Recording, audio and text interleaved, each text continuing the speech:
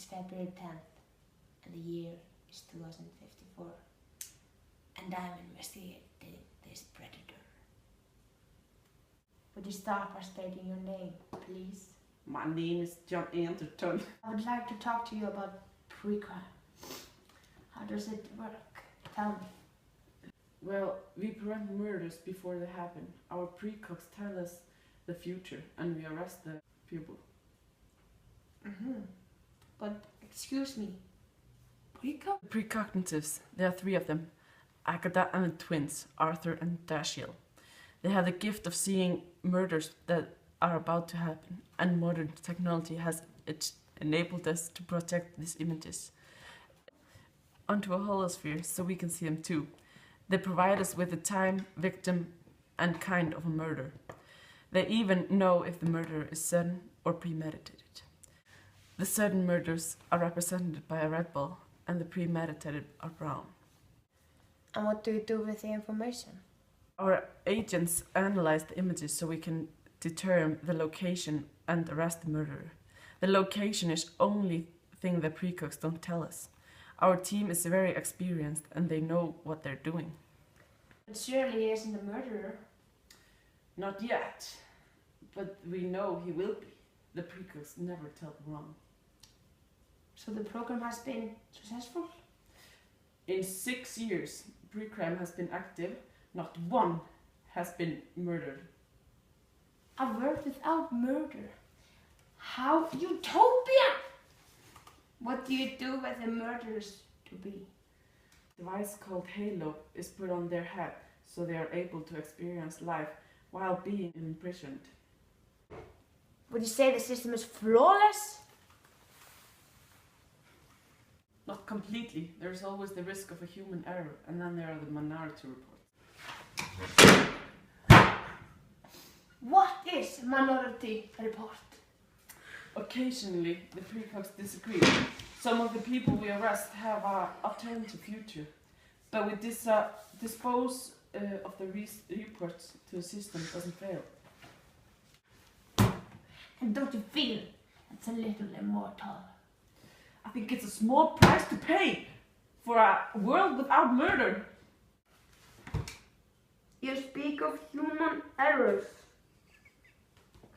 What the fuck are you referring to? Well, if our agents should ever be late or are not able to find the location in time, the murder would take place. Also, there's always a way to beat the system. Do you mind if I ask how? Off the record, of course. Well, sometimes our precogs experience deja vu.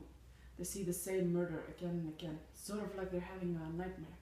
Someone who knew about these so-called nightmares, they might put it in their murder. So they might plan the murder first and then do it themselves. So it would look like a deja vu when it is an actual murder.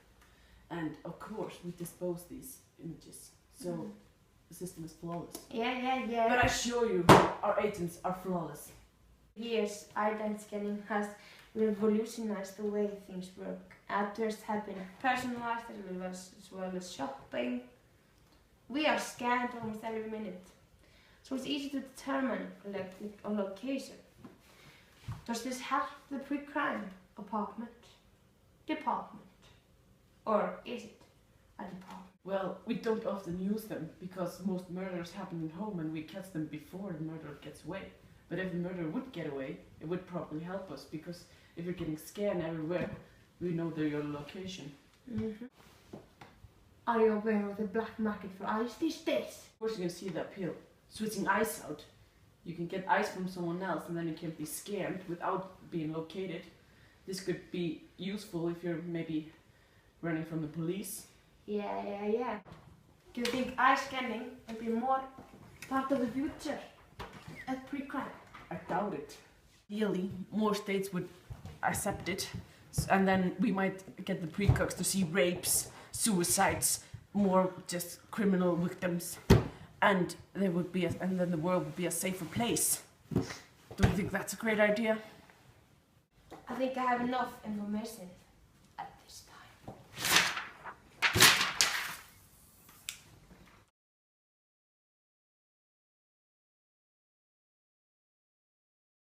Good afternoon. It's 7 o'clock, and now it's time for news from around the globe. Here is the crime agent John Anderton. He's wanted. The reason for the interest in him is a vision from the precogs. Rose, what do you think is his motive? Well, his son went missing Oh yeah, 3 years ago. exactly. Maybe he's frustrated with the system. How was that? What happened exactly? Do you remember? Wasn't it something about it was kidnapped at a pool or something? Yeah, there were. Yeah. I think it was like a father-son bonding time, and the son went And missing. he lost a vision of him, Yeah, and it must have been devastating. yeah. Maybe he found the kidnapper or something. Maybe that's the Oh. motive. Oh, and that's who he's going to kill. That's who the precog saw. That might be. That would be like a perfect crime or something. In his mind, not in ours. But at least he's wanted and he might be dangerous, so keep a close look eye. out. But today we experienced a horrible shuttle crash at the 50 highway. So don't take that highway right now, it's blocked. And yeah, you should rather go the big 40 than the 50. So the social event of the year is only 2 weeks from now. The pre-crime charity event. Wow, I'm going to drink so much moonshine. Oh yeah! And you know what? They're also honoring the director Lamar for his work and his utopian, non-murderous world. I can't believe it. It's great. An event you don't want to miss.